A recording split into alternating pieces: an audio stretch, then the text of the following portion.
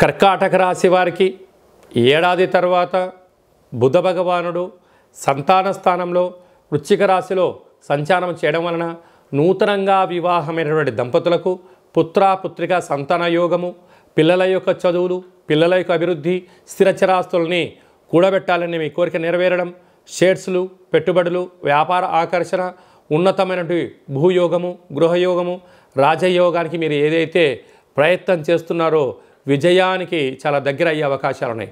కాకపోతే మీకు ఒకవైపు అష్టమస్థాన శని యొక్క ప్రభావం కూడా ఉంది.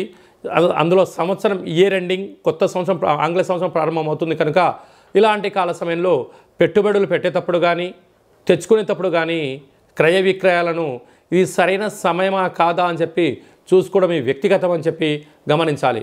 కనుక తొందరపాటు నిర్ణయాలకు ఇది సరైన సమయం కాదు. ఓపికగా, పట్టుదలగా, మంచి ప్లానింగ్తో ముందుకెళ్ళండి.